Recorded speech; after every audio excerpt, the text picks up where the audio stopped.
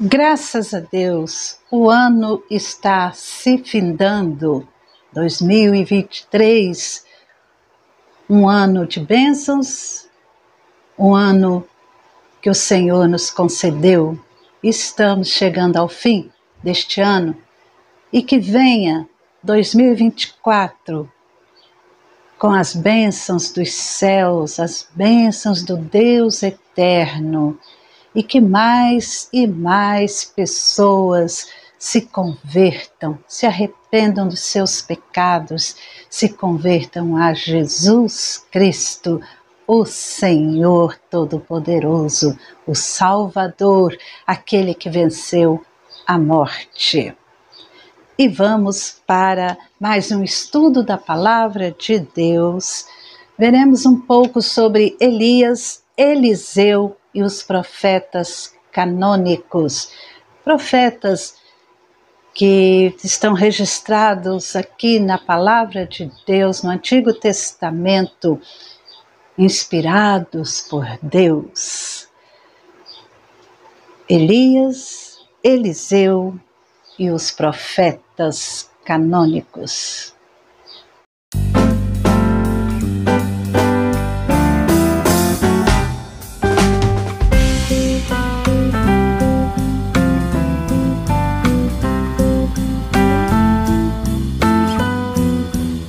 Observamos dois profetas que serviram em um sentido real, como uma ponte ou conexão entre os conselheiros políticos da Aliança dos Reis e os profetas escritores, que também se endereçavam aos reis. A mensagem deles se dirigiam a uma ampla audiência e eles tinham uma mensagem enorme, maior, bem grande a proclamar. E ultrapassaram as fronteiras de Israel e Judá. Elias e Eliseu não foram profetas escritores. Elias profetizou no norte. Ele tinha um mandato específico para confrontar o rei Acabe com o julgamento de Deus. Acabe fez mais maldades que qualquer um dos seus antecessores. O seu casamento com Jezabel, uma princesa de Sidom, a construção de um templo, um altar para a adoração de Baal, e a construção de um poste ídolo são listados, são descritos como razões para a ira de Deus contra o rei Acabe. No primeiro livro de Reis, capítulo 16, no versículo 30, diz que Acabe, filho de Onri, fez o que era mal aos olhos do Senhor, mais do que todos os reis que vieram antes dele. E como se fosse pouca coisa andar nos pecados de Jeroboão, filho de Nabate, Acabe foi mais longe e tomou por mulher Jezabel, filha de Etibaal, rei dos Sidônios, e foi e serviu a Baal e o adorou. Levantou um altar a Baal no templo de Baal que tinha edificado em Samaria. E podemos ver no versículo 1 do capítulo 17 a menção de Elias. Elias, o tesbita, dos moradores de Gileade, disse a Acabe. Então, o tema central aqui, a mensagem que Elias proclamava, confrontava Deus com os deuses Baal e os deuses Asterotes dos Sidônios. E a confrontação com Acabe, Jezabel, é relatada de uma maneira completa por causa das suas adesões ao culto a Baal. As experiências de Elias devem ser consideradas no contexto maior da antítese de Deus, o Senhor de Israel, e o príncipe do mal, Satanás, cujos representantes tinham poder real e influência sobre a nação do norte.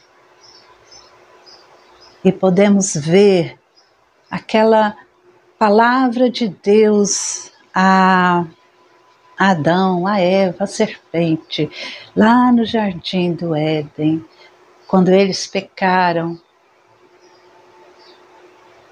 que a serpente feriria o calcanhar, mas ela seria esmagada pelo descendente.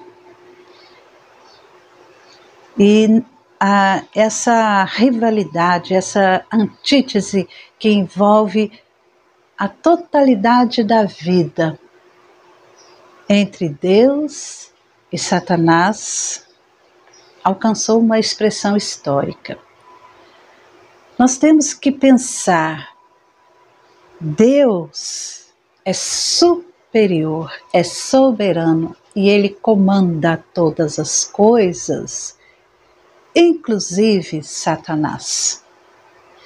Satanás, ele não tem o poder que Deus tem. O poder dele é limitado e ele só age debaixo da soberania de Deus, debaixo daquilo que Deus permite.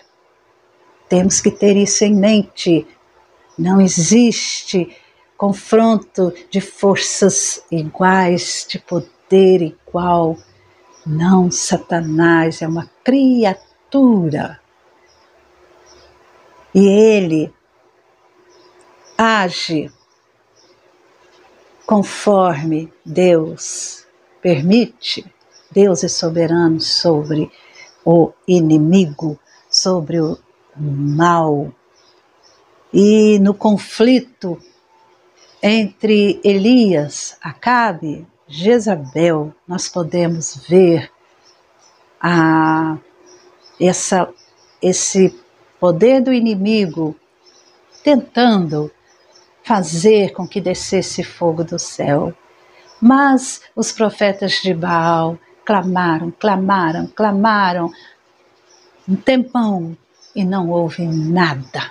Não houve nenhuma resposta, ao passo que quando Elias orou a Deus e ainda colocou água no altar todinho, Elias orou e Deus na mesma hora respondeu com fogo vindo do céu. E vimos a destruição de todos os profetas de Baal. Esses eventos, esses miraculosos de poder de Deus através do profeta Elias, não eram somente atividades sobrenaturais. São momentos importantes de demonstração do poder de Deus soberano, Deus criador do céu e da terra, o Deus eterno. E Elias, esse homem, ele era um ser humano como nós, como um mortal. E isso é demonstrado no momento em que ele fugiu com medo e ficou escondido em Horebe por um tempo. Ele temeu Jezabel. Após enfrentar todas as coisas ali, pelo poder de Deus, mas ele, na sua humanidade, na sua fraqueza, ele demonstrou ser um mortal comum. Mas Deus o buscou, Deus o chamou, Deus o comissionou, Deus o sustentou, Deus dirigiu o seu ministério profético sem igual que ele tinha a realizar. O profeta Eliseu, nós podemos ver no capítulo 19 do primeiro livro de Reis, no segundo livro dos Reis, capítulo 2, no capítulo 19, Eliseu era companheiro de Elias, era como se fosse um discípulo de Elias. E Elias, ele chamou Eliseu, que era filho de Safate. Eliseu estava trabalhando, estava lavrando com 12 juntas de bois. Quando ele estava na 12ª junta, e Elias passou por ele e lançou o seu manto sobre ele, então Eliseu deixou os bois, correu atrás de Elias. E ele ainda disse a Elias: deixa-me beijar meu pai, minha mãe, então eu seguirei. E Elias respondeu: vai e volte, pois você já sabe o que fiz com você. Então Eliseu voltou atrás, pegou a junta de bois e os sacrificou, e com os equipamentos dos bois cozinhou a carne, deu ao povo e eles comeram. Então se levantou, seguia Elias e o servia. Assim foi o chamado de Eliseu. Ele foi companheiro de Elias durante a última parte aí do seu ministério de Elias, e ele foi o seu sucessor. Eliseu teve um ministério, a natureza do seu ministério foi bem diferente de Elias. A Bíblia indica que ele não confrontou assim personagens de realeza como Elias, e nem continuou com aquele confronto direto. O ministério de Eliseu, ele pode ser entendido como satisfazer as necessidades do próximo e o seu envolvimento nos assuntos nacionais e internacionais. Primeiro livro de Reis, capítulo 19, nós temos também no segundo livro de Reis, capítulo 2, e nesses ambientes, Eliseu, o profeta, é considerado o profeta por excelência no Antigo Testamento. Profetas canônicos. O segundo livro de Reis apresenta o ambiente histórico dos profetas escritores, mas não faz referência direta a muitos deles. Esses profetas escritores, eles escreveram os livros proféticos, como temos aqui no Antigo Testamento, no cânon sagrado, são inspirados por Deus. E segundo a classificação de Van Kruynen, eles representam o segundo nível mais elevado de profetas.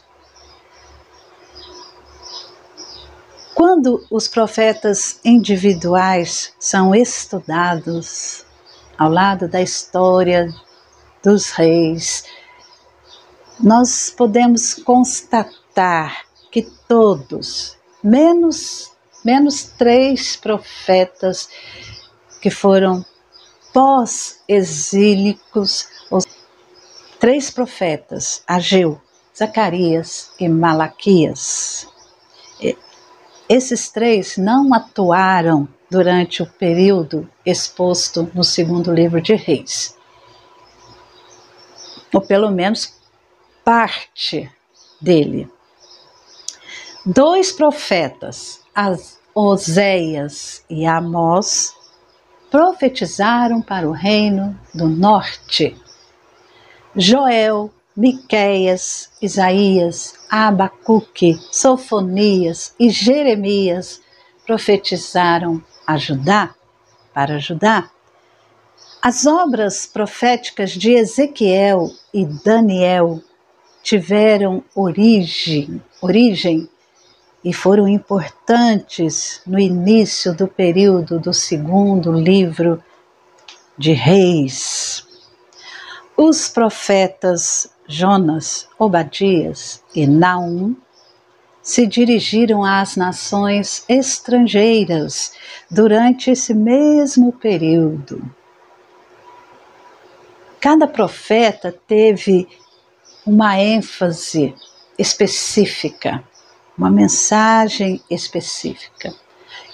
Os temas principais eram centrados, relacionados ao reino de Deus, ao pacto e aos mediadores, isto é, reis, profetas que foram ancestrais ou símbolos, ou ambos, do mediador prometido, Jesus Cristo, o Messias.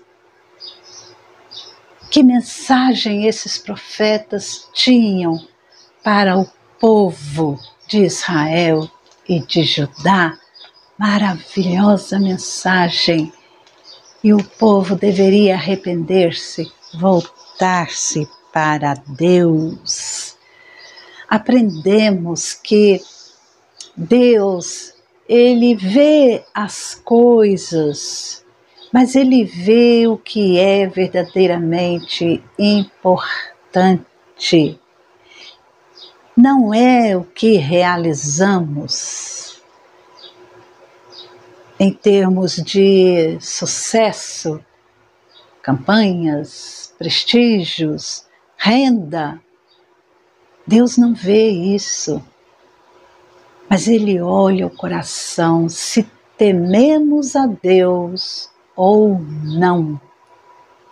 Omri, pai de Acabe, ele fez muitas coisas, até boas, que não estão registradas muito aqui na Bíblia, mas ele fez coisas importantes.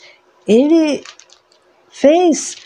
teve momentos de importância na história, mas, no entanto, a Bíblia diz que ele fez o que era mal perante o Senhor. Não foi um rei temente a Deus, e Deus, Ele olha o nosso temor a Ele, a nossa reverência, a nossa obediência, a nossa vida de santidade a Ele. Isso sim, essa vida de temor a Deus é que vai trazer bênçãos eternas.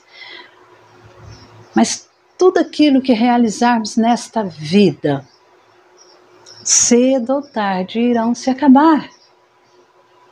Mas o que realizamos para Deus,